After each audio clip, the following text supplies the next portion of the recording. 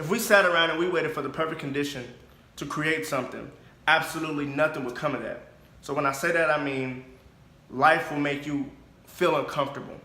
We have to become comfortable with being uncomfortable. You get what I'm saying? So when I say that, I mean you have to understand that nothing is gonna be as easy as you think. Nothing is gonna make you feel good. Nothing is gonna be comfortable about the success journey or achieving a dream or going and getting what you want to manifest. But you have to be okay with that and understand that uncomfortability means that you're growing and that you're achieving more. So if you have a goal in mind, you have to make that happen. And when I say that, I mean one of the big things that I'm biggest on, you can ask any one of my close friends, relatives, ex-girlfriends, whoever. If I say I'm gonna do something, I'm most likely gonna do it within that very moment. So, example, like I called my cousin, you know, she's doing her thing in Los Angeles, and I said, cousin, you know, this is what I wanna do, this is what I'm better at, this is what I'm trying to get familiar with. She said, okay, shoot me your email, and then I'll get back with you, you know, when you get some time, blah, blah, blah. I shot her my email as soon as we hung up the phone. Like, it wasn't like oh, okay, shoot, I'll shoot you my email tonight, and oh, maybe I'll get to it in the morning. I did it within that very moment. And that's one of the things and one of the ways that I've learned to achieve any and everything that I want in that very moment. I do it within that moment. So one thing that I really tend to do is I write down my goals, I understand them, I embrace them, and I become them. What I'll do is I'll write my goals down on my phone, right? This is what I'm trying to do. I'm looking at my phone every day. I become familiar with my goals now. My goals aren't like something that's too far-fetched because I'm looking at them every day and I'm achieving some goal closer to that goal every day. So I'm like, okay, boom, like an example, moving to Atlanta, right? I had that in my phone as my daily planner, moving to Atlanta when I was living in California. I didn't know exactly how I was gonna do it, what I was gonna do. I just had that in my calendar, in my planner every day. So I continue to see I'm moving to Atlanta every day. In doing that and then seeing those goals, I wound up in Atlanta, right? And I'm not just saying it's black and white like that, it's from point A to point B. There was definitely a lot of things that I had to endure and I had to become uncomfortable with in order to achieve this goal, right?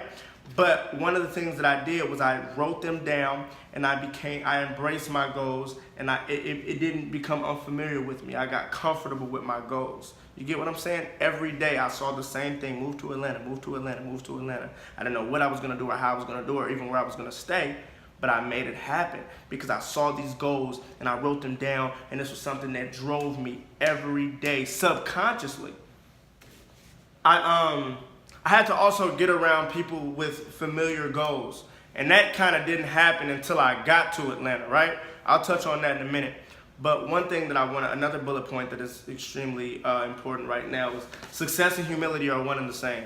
So when I say that, I mean that we live in like a popcorn generation. Everything is buy. Okay, we scammer, now he's rich. You send 20 P's, now he's rich. You do this, you do that, now they're rich.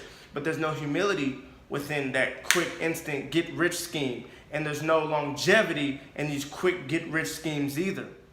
So, you know, I got a homeboy out here. He's like Future's personal assistant, photographer, and to say the least, is his brother. Like one of his closest partners, right? So I'm riding with my guy, you know, and I'm talking to him. I'm like, how did you get to where you are today? Now, mind you, this brother has graduated from Morehouse College. You know, he worked for Apple. He is very attentive. He's older. He's like 30, 31, 32 years old. So I'm like, what did you have to do? He said, I had to humble myself, man. I had to show that I was worthy enough to be in this position that I'm in right now. And that didn't come with all this resume full of things that I did. I had to completely throw that out the window, rebrand myself, go as hard as I could, and show and prove that I'm worthy enough to handle this job and do everything that I'm doing the correct way. If you are a person that is afraid of failure, you won't be successful. Just point blank period, that's what it is. Success only comes from failure because you have to learn and understand what you did incorrectly the last time so that you won't repeat your same mistakes, right? I tend to listen to people who succeed and who fail. I have a prime example of everything that I don't want to be like. Okay, so I keep them in mind when I'm doing something. I'll be like, you know what, I don't want to end up like this. I don't like how he did this. I saw what he did, and I won't do that, anything like that. And then I keep people in my pocket that are successful that I listen to. I like exactly what he did. I see where he got to where he is and why he got there and exactly the steps he did. And I take the two, right? I take the unsuccessful pile. I take the successful pile. I take the failure and I take the growth, right? I mix the two. I mash the two up. And I take from that what I can accept from it and what I learn from it, and I make it my own. And that's how I continue to grow. There's a motivational speaker named Les Brown, right? Who I listen to a lot and who I gain knowledge from. He asked his son, he said, "Do you want to be successful?"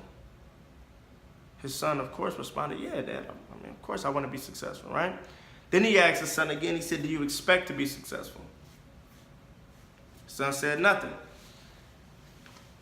I think that's something that's so important because a lot of us want to be successful, right? We love the idea of being successful. Oh yeah, I'm doing this to be successful. I think that this is great because I want to be successful. But we have to ask ourselves, do we expect to be successful?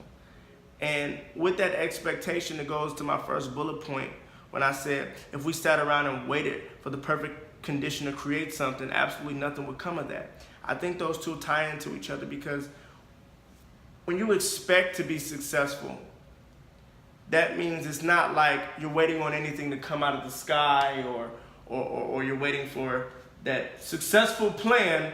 It's like, I expect it, so I'm moving in it. I'm moving in my success. I'm manifesting it right now. You said, let's do this right now. This is the game plan, let's put it into action right now, right? So I want to leave you guys with the thought of expecting to have your own success. Not wanting it, not thinking it's some mythological creature somewhere in the universe. You have to go down, you have to grab your success, and you have to take it back like you expect to have it, right?